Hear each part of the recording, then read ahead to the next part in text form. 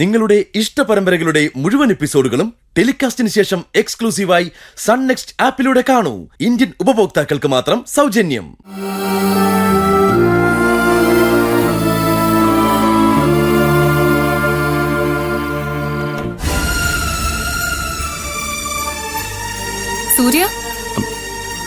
സൂര്യ എവിടെ പോകുന്നു? ഭാവനെ കുളിപ്പിക്കണ്ടേ? ഞാൻ വന്നിട്ട് കുളിപ്പിക്കാൻ മനസ്സ്. ഇപ്പോ ഓഡിറ്ററെ ഒന്ന് കാണണം. 1 മണിക്കൂറിൽ ഞാൻ വരാം. അങ്ങനെയാണെങ്കിലേ എന്നെ അപ്പുറത്തെ ജംഗ്ഷനിൽ ഒന്ന് വിട്ടേക്കോ. ഭാവനയ്ക്കുള്ള മെഡിസിനും വാങ്ങണം, എനിക്ക് 1-2 സാധനങ്ങളും വാങ്ങണം. എന്നാ പിന്നെ വാ. ഒരു മിനിറ്റ്, ഞാൻ ഭാവനയോടൊന്ന് പറഞ്ഞിട്ട് വരാം. വേഗം വാ, ഞാൻ കാറിലുണ്ടാവും.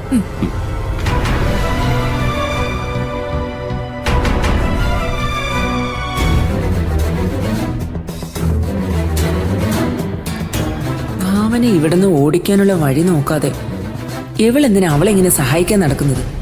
എല്ലാത്തിനും ജയനിർമ്മലെ പറഞ്ഞാ മതിയല്ലോ. ഇതങ്ങനെ വിട്ടാ പറ്റില്ലല്ലോ.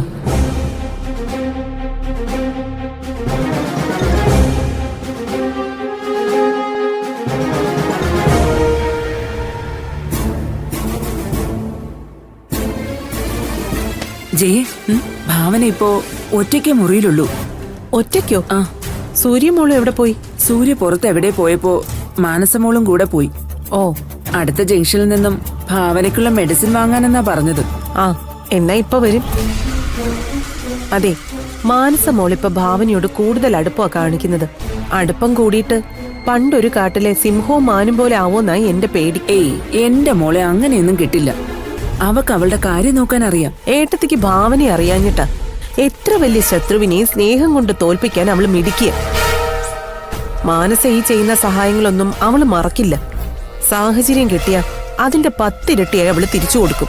എന്താ ജയ, നീയും ആ ഭാവനയ്ക്ക് സർട്ടിഫിക്കറ്റ് കൊടുക്കുകയാണോ? അയ്യോ അല്ല ഏട്ടത്തി, ഞാൻ ഭാവനയുടെ ക്യാരക്ടർ പറഞ്ഞത്. എത്ര വലിയ ശത്രുവാണെങ്കിലും സത്യം പറയണമല്ലോ. ഓ, അപ്പൊ ചുമ്മാതല്ല സൂര്യ അവളുടെ വലയിൽ വീണത്.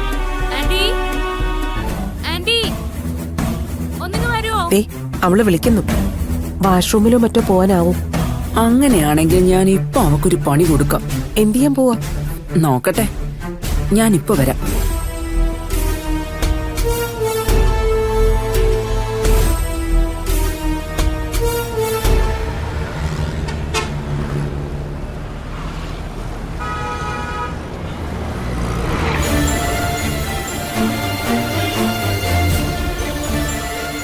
വേഗം വരില്ലേ? കൂടിയാൽ 1 മണിക്കൂർ. താൻ വേഗം ചെല്ല്, ഭാവന ഒറ്റയ്ക്കാ. ഓക്കെ, ശരി സൂര്യ.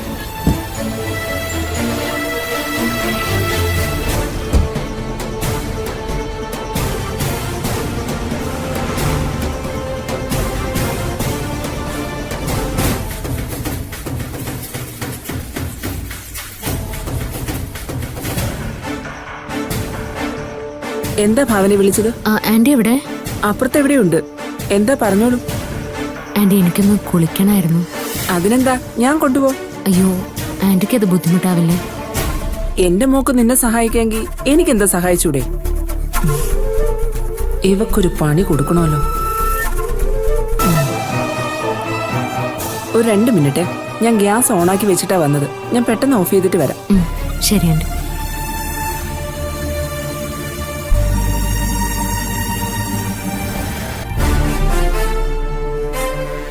ജയ,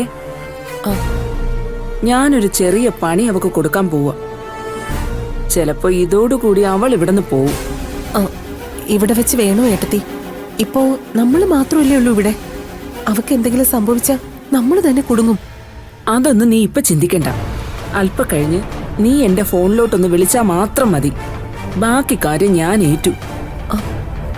ഏട്ടത്തി എന്താ ചെയ്യാൻ പോകുന്നത്?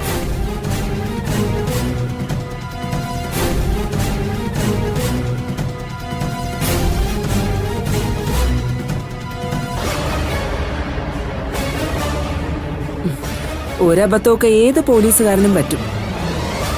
ജയ, ഇത് അങ്ങനെ ആക്കുന്ന കാര്യം നീ എനിക്ക് വിട്ടേക്ക്. അപ്പൊ എല്ലാം പറഞ്ഞു പോലെ.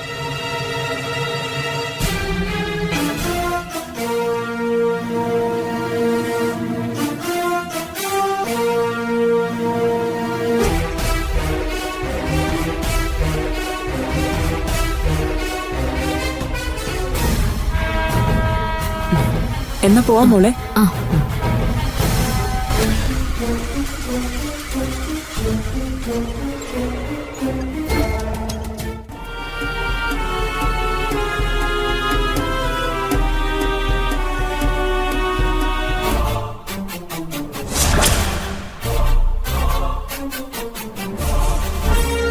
ഞാനൊരു കാര്യം ചോദിച്ചാ ഭാവനയ്ക്കൊന്നും തോന്നരുത്. എന്താ ആന്റി?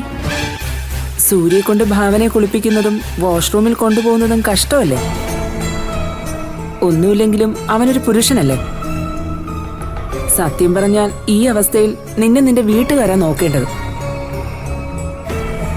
ദിവസവും ഇതൊക്കെ കണ്ടിട്ട് എന്റെ തൊലി തന്നെ പൊളിഞ്ഞു പോകുന്നു. വെറുതെ ഒരു ചരട് നിന്റെ കഴുത്തിൽ അവൻ കെട്ടിയെന്നല്ലേ ഉള്ളൂ. അല്ലെങ്കിൽ തന്നെ നിനക്ക് നാണോ മാനോന്നും ഇല്ലേ?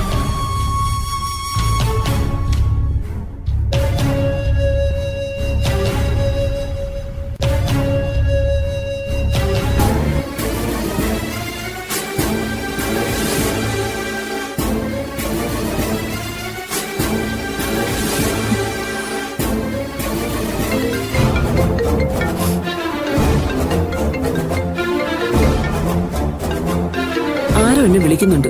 ഞാനിപ്പോ വരാതെ.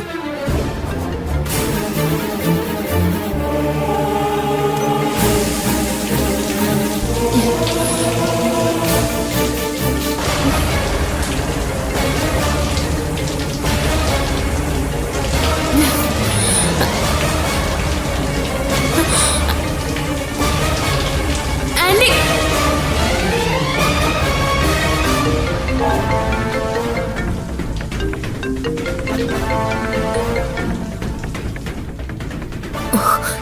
മാനസമോളിപ്പോ വന്ന് എന്ത് പറയും? ഭാവനെ ബാത്റൂമിൽ കൊണ്ടുപോയപ്പോ ഒരു ഫോൺ വന്നിട്ട് ഞാനങ്ങ് പോയിന്ന് പറയും. എന്റെ കൈതട്ടി ഷവർ ഓണായത് ഞാൻ അറിഞ്ഞില്ലെന്ന് പറയും. ഏട്ടത്തിന്റെ ബുദ്ധി അപാരമാണ്. നിന്റെ ഏട്ടന്റെ കൂടെയല്ലേ ജീവിക്കുന്നത്. വാ ജി, ഇനി ഇവിടെ നിൽക്കണ്ട. വാ വാ.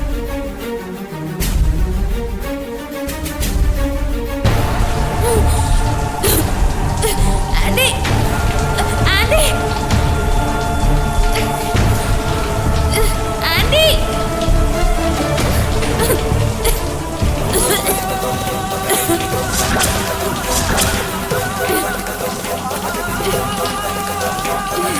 സൂര്യ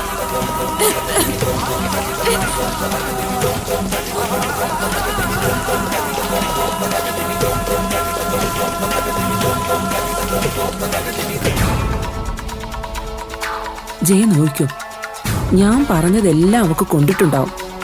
മാനം മര്യാദയുള്ള പെണ്ണാണെങ്കിൽ അവൾ ഇന്ന് തന്നെ സ്വന്തം വീട്ടിലോട്ട് പോകും. ഏട്ടത്തി ഇപ്പോ അനക്കൊന്നും കേൾക്കുന്നില്ലല്ലോ. എന്തായാലും ചാവാനൊന്നും പോകുന്നില്ല. നല്ലതുപോലെ ഒന്ന് പേടിക്കും. ചിലപ്പോ പനിയും വരും. നമുക്കൊന്ന് പോയി നോക്കിയാലോ? വെറുതെ അബദ്ധം പറയില്ലേ ജയ. അവള് നമ്മളെ കണ്ടാ പിന്നെ നമുക്ക് കള്ളം പറയാൻ പറ്റുമോ?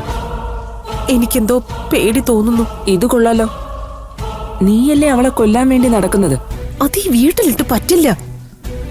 പിന്നെ സൂര്യ ഒരിക്കലും നമുക്ക് തിരിച്ചു കിട്ടില്ല. അങ്ങനെയൊന്നും സംഭവിക്കില്ല. നീ ധൈര്യമായിട്ടിരിക്കും. ഏട്ടത്തി വെള്ളം വീഴുന്ന ശബ്ദം മാത്രമേ കേൾക്കുന്നുള്ളൂ. അങ്ങനെയാണെങ്കിൽ ബോധം പോയിട്ടുണ്ടാവും. ഈശ്വരാ.